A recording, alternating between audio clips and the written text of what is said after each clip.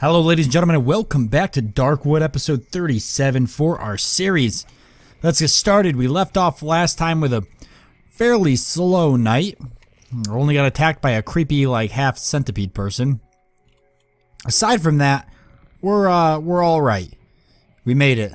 So a lot of our barricades were torn down. We did go ahead and buy some nails, right? We did buy nails, I believe. Yes, we've got the nails. We did some trading, and I could buy fuel actually, but I'll wait. We also found out that the trader, who's been following us throughout the entire game, is officially dead for one reason or another. Supposedly he lied and he had a key the whole time. He just never wanted me to leave, which I think is some garbage. So I'm going to go ahead and repair some of the stuff that was damaged the night before. Which was really just these windows.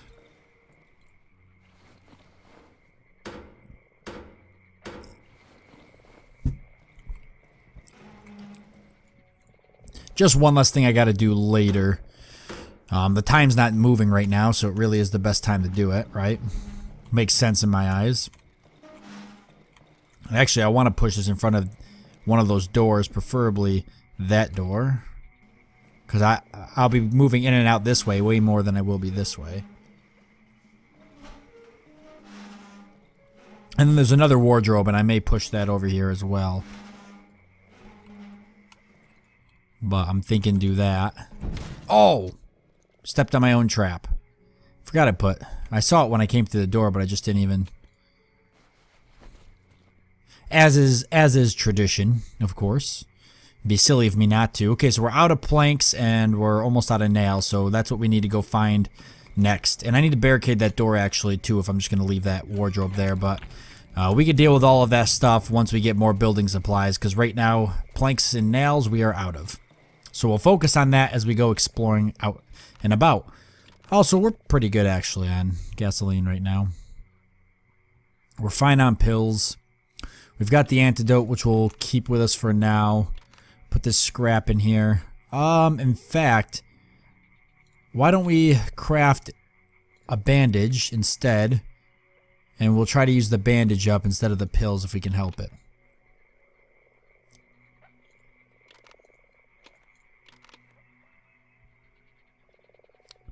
Yeah, that looks good. Plenty of shotgun ammo too, huh? Where did I get all that shotgun ammo from? I know I bought one, but I don't remember having that much. Okay, let's go out. We've got a ruin down here. We've got the village. Lots more exploring to do and searching for items to rebuild our stash up. We can fix these fences. No, but we definitely don't have the materials to do that yet, but I would like to. That might block the ability for some creatures to enter through there. I'm feeling fairly confident for tonight, so let's go ahead and head to the village and start pushing with the story. Getting the story moving ahead here. And we've already been there once. We just gotta head there again. Yeah, because that thing attacked us. That human spider. It's horrifying when you think about it. I mean, think about it. It looks like a bunch of arms and heads sewn together. It's just a terrifying thing. I went to go search this pile of dead bodies, and that's what I found. Alright, so we may as well go right through here.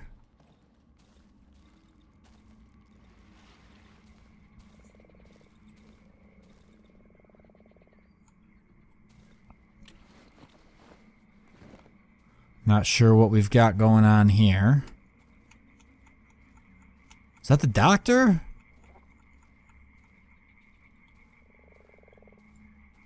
It is the doctor. Hey, doctor. You kind of left me back there. You again. What do you want from me?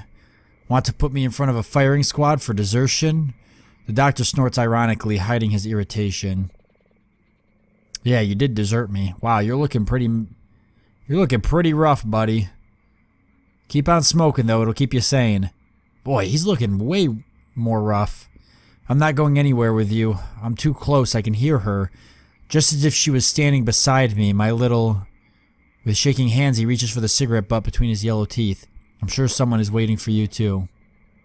Yeah, someone is waiting for me. I've mentioned it several times in the series. My character has mentioned it. He says, you know, I'm coming. I need to get to her and stuff like that. And it looks like he said my little, so I'm assuming he's automatically, I'm going to assume he's talking about his daughter. Maybe. That's the assumption I'm going to make. He spits out the rest of the tobacco. Oh, we could trade with him and everything. Oh, boy. Photo of a road. Why are you showing this to me? You better tell me how to get there. Okay, so he's got nothing to say about that. Gossip. I've realized something. It came to me when we were walking through the tunnels. You're like a disease, you and your kind. The doctor takes a step back as if he was afraid of me. At the same time, a sinister smile appears on his face. You don't belong to this land. You weren't here when the forest was born. You're a splinter, a foreign body, a vagabond.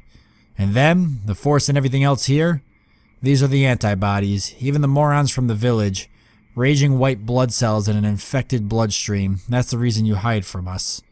The doctor is visibly pleased with himself and his theory. His hands are no longer trembling. He produces a hand-rolled cigarette and lights it.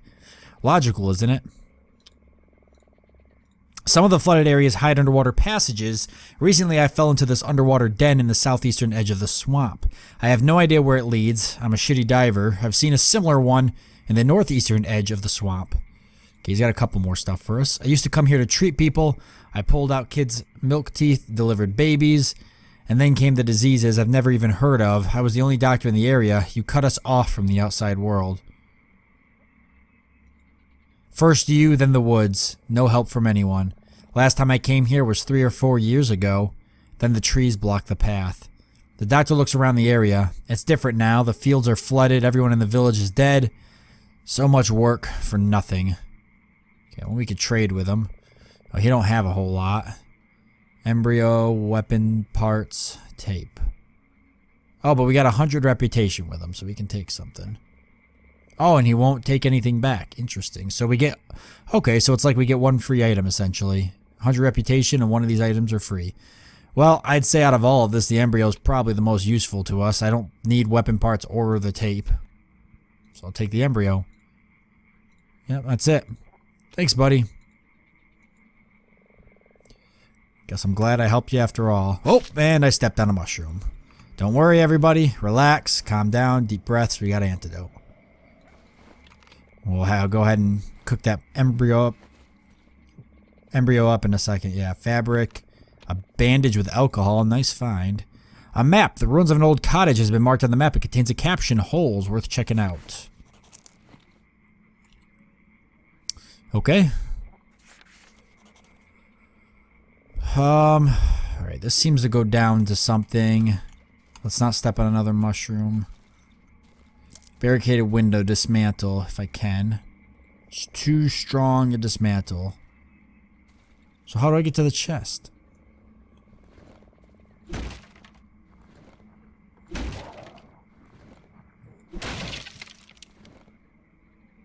Swore I heard something as soon as I was doing that.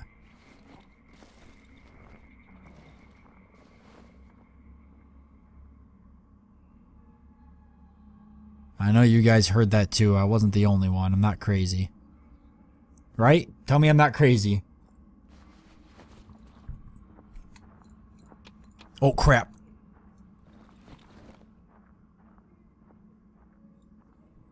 Something's walking around.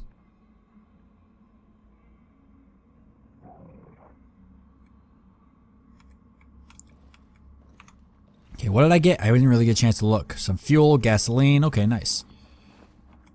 Oh, it's coming back around. I hear it walking around, but I don't know what it is.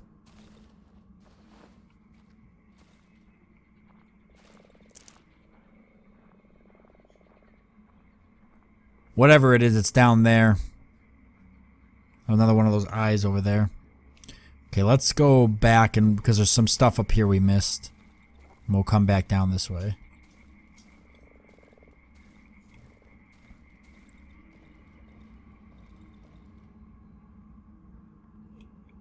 There's a fire over there. I can't seem to fit through there. Can I? Shrine. The figure of the shrine bears the signs of teeth. Interesting. It's partially eaten. Huh. Wish the doctor would tell me more about this village. He said the village is dead, but that's all he said. He didn't say how or why.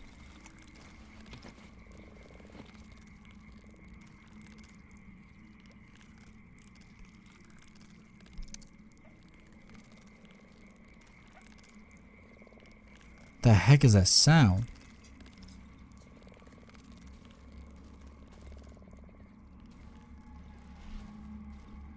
A doormat with a flower pattern.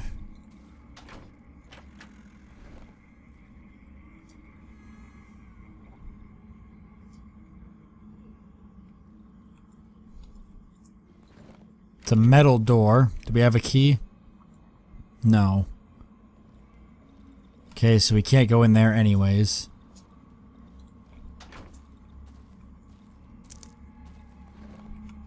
Feeling fairly uncomfortable about this whole location. Another metal door. Ugh. It's blocked from the other side. Okay. I'm sticking to the outside. Oh, is there a chest in the center? No. But something is moving right there. Oh, mushrooms.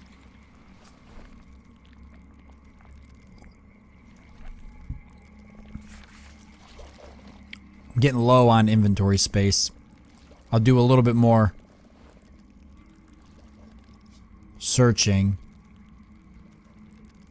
And then I'll head back. What the heck is that? What is that right there? It keeps leaving my vision. Oh my god, that sound is becoming almost unbearable.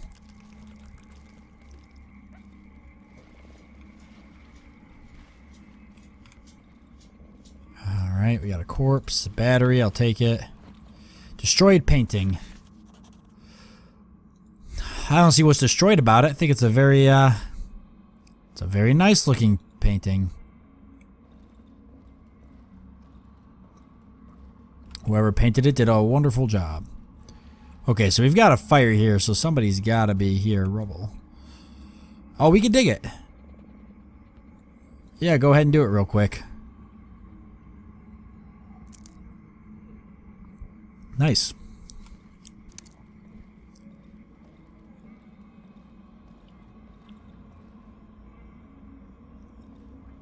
Another body. Oh, okay, that spooked me. Who are you? I don't know, who are you? Can I search his backpack or are you gonna attack me? Okay, we can talk to him, so I think he's safe. Oh, fish, nice. Wait, bloody hell, you're alive. The old man extends his hand, blindly trying to reach me. You're not from around here, eh? You cannot be, All them lads are dead. It's only me and... He finally finds my arm and grabs it. For a moment he clutches my hand in silence, then I hear him mumbling under his breath. I don't have anything, mate. Only this chair, bloody hell. His gaze stops somewhere under the leaky barn ceiling. What? The old man suddenly jumps up. What are you saying? I feel his long fingernails digging into my hand. Ain't no fucking tree that. It looks like a tree, but those faces. I know 'em buggers, every single one of them. So close. And so fake. They're not real. They're not. From time to time I thank God I went blind. I don't have to look at them. The old man lets go of my hand and leans against the broken back of the chair. He sighs with relief. It disgusts me. It fucking disgusts me, this buggery, this fucking scum. All the time I have to listen to this pathetic blabber, complaining all the time as if I were supposed to believe it's human. That it's me, Zoka. Yeah, right. He suddenly reaches towards me with both hands, almost falling out from the chair. He grabs onto my sleeve. I feel all his weight on me. You lad, you've got your hands and legs, strong arms. I beg you, get rid of that filth from my village. I can't bear another day of that abomination wailing and sobbing. I want to die in peace, fucking hell. I want to die in peace. Listen to me. I thought about it for a long time. I've had a lot of time to think, for fuck's sake. His eyes widen, his pupils are milky white. I can feel him climbing my coat. You need to find the basement. Jasik's basement. I remember it. It's right next to the tree. The tree is too large. If you can't reach it from the top, you've got to try from the bottom. Find the basement. And then surely you'll find the tree's roots. The bloody thing must have roots. That's where they are. Destroy them, pull them, drag them, twist the fuck out of them. You'll find a way, eh? I know you will. The old man slides down my coat, straight into his destroyed wheelchair. For a moment, he searches for a stone, which he uses to prop himself up against the muddy floor of the barn. Thank you. Thank you. Okay, wow. Show him a photo of the road. The old man grabs the photograph, feels it, then takes out a small glass object from his pocket and puts it in his eye. Or puts it to his eye. The road. The road home. What a load of bullocks. The road to madness is what it is. Nobody likes my picture of the road home. It used to be different here. First the woods changed. The trees started sprouting up everywhere. We were cut off. Then the water flooded our fields. People went crazy out of hunger. They fought over food. What are you going on about again? The old man leans towards me, scowling. The wheelchair? The war took me legs. Then those wankers burned my house and me pigs. But it was years after the war. They said it was to fight the disease, so they said. And my Zoka, the disease took her from me. All I have is this wheelchair and this land. No one lives around here anymore. Everyone is dead. Only sometimes. The man lowers his voice. Sometimes I hear footsteps. They wake me up at night. The sound of bare feet against the floor, and bells, sort of. They come out of nowhere. They move towards the trees, then come back. They pass me and fall silent. They're like a nightmare, a bloody nightmare.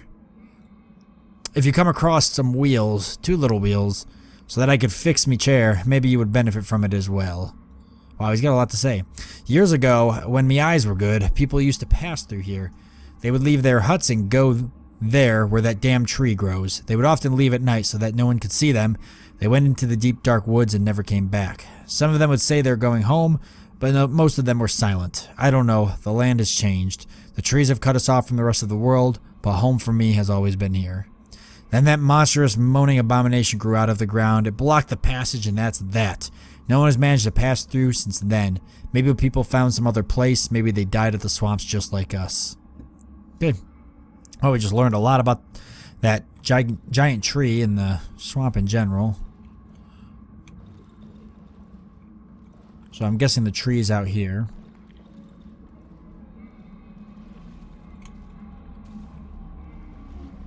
And some mushrooms, good.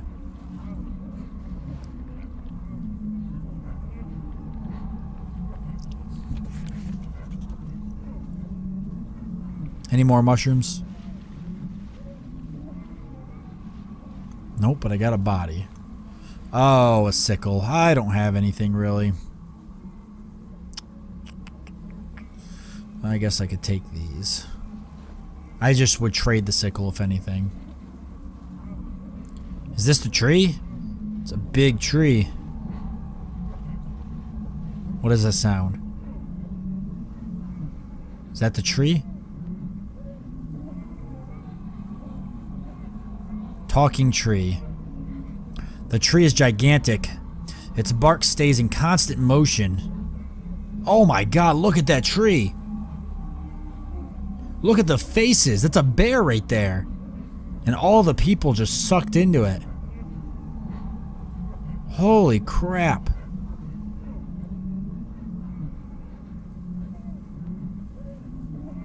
It's a whole freaking like bear or cow or something. Spark stays in constant motion. It swells up and collapses into itself as if breathing. I see human silhouettes growing out of the tree trunk. They're also moving as if gesturing in slow motion. Dozens of mouths repeat their lines simultaneously, creating a uniform noisy murmur. Between the boughs, I catch a man's gaze. It's fixed on me. His body, similarly to the other beings, seems to form an integral part of the tree. His limbs are gnarled and his face is grotesquely deformed. Oh my god, this is horrifying. He's the only one to acknowledge my presence. His hand slowly raises, pointing to something on the horizon. Above the roofs of the destroyed village, the man's lips are moving, but the ghastly murmur of the other voices drowns out his words. This is the creepiest thing I've ever seen in my life. Kick the tree, hoping that the voices will go silent. Try to climb the tree, look at the lips of the person talking to me, leave. Wow, so we get a choice here. Kick the tree, hoping that the voices will go silent. Try to climb the tree. I don't think I should climb the tree. I think that's a really bad idea.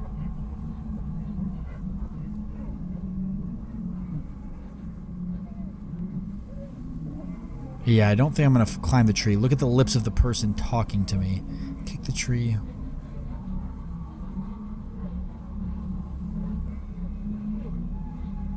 I'm not going to kick the tree. I don't think I'm going to climb it. I can look at the lips of the person talking to me. See if is that going to be like me trying to read his lips? Oh man, decisions. But maybe if I climb it, I can just hear what he has to say. I really don't think I should climb into this tree.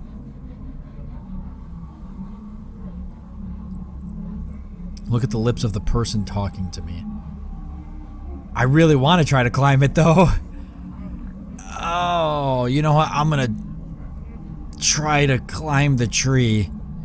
The bark is slimy and soft. It creases move away from my shoes and hands. I feel the arms that protrude from the root tugging at my clothes. I'm not sure if they want to drag me down or pull me closer. I barely break free from their grasp. Climbing up is out of the question. Okay, phew. Okay, so they're trying to like pull me in. I figured that much. I could kick the tree or look at the lips now. Let's try to kick the tree, I guess. What if it lashes out at me? Let's just look at the lips. Even though the figure speaks sluggishly, it is too high for me to read its lips properly. I think one of the words is radio. Okay, we're gonna kick the tree then. Radio. Read its lips properly.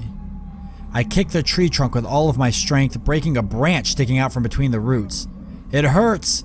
I hear a silent voice coming from beneath my feet. It's a face of a man who has grown into the root. He's completely covered in bark, his lips barely stick above the mud, and his raised arms resemble branches. One of them is broken in the elbow. The stump bleeds a white gooey substance. Instead of seeping down, it slowly flows upward, forming a new arm. Okay, so I can't do anything else. I kicked it. I talked to it. I tried to read the lips. Okay, we're gonna leave. But he was saying radio, so we know that. You took everything from us. The shouts from an old man. Only the tip of his head and one of his arms sticks out from between the tightly crowded bodies. You stole it, thieves. May the dogs piss on your faces.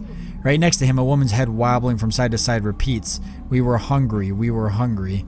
Another figure, hiding his face under an enormous root, lets out a chilling shriek. Quiet, fucking quiet, leave us in peace, shut up. He is interrupted by a man next to him, his intestines hanging out from his stomach. It was our common good, it was meant for all of us, you stole it.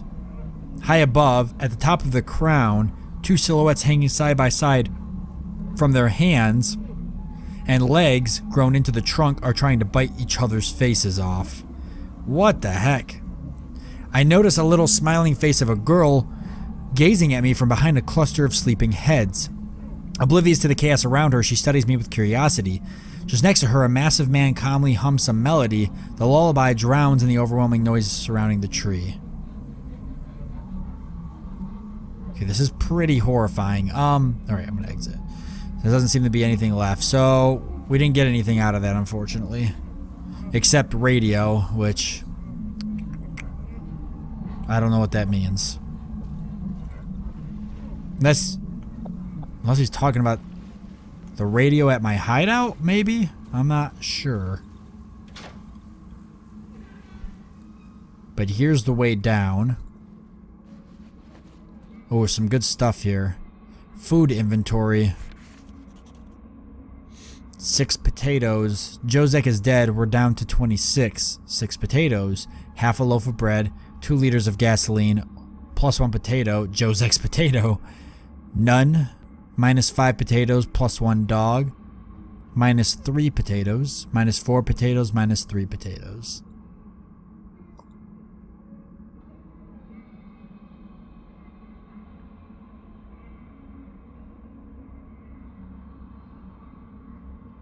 They just ran out of food. We got gasoline, a bottle. We're gonna have to come back for that. Oh, a shovel blade. Okay, we're gonna have to come here. We're gonna have to come back here. The hatch leading to the basement is blocked from the inside. The marks on it suggest someone tried to break it open. Yeah, there's a shovel there, so. Alright, we'll come back for this stuff, especially the magazine. I don't really want to drop any of the stuff we have now, so we should probably start heading back. We don't have any room anyway, so we got to come back here.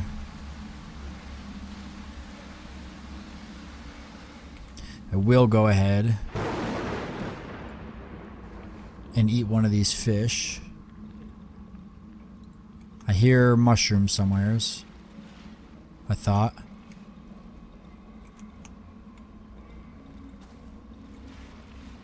Right there.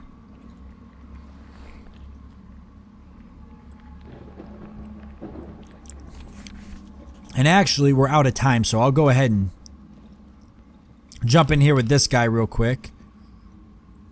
We can remove that blockade, so now we can head out this metal door. So I'll jump in right here real quick, and we'll call that that. So next time we'll head back to the hideout, maybe do some searching around the area, and prepare ourselves for the next night. And then we might have to come back here and do some more looting of the area, because there seems to be a lot of looting to do. Which will set us up really nicely for the rest of our time here in the swamp, and we'll try to really look into how to destroy this tree. So I want to thank you all for joining me. I do hope that you've enjoyed it, and I look forward to seeing you next time.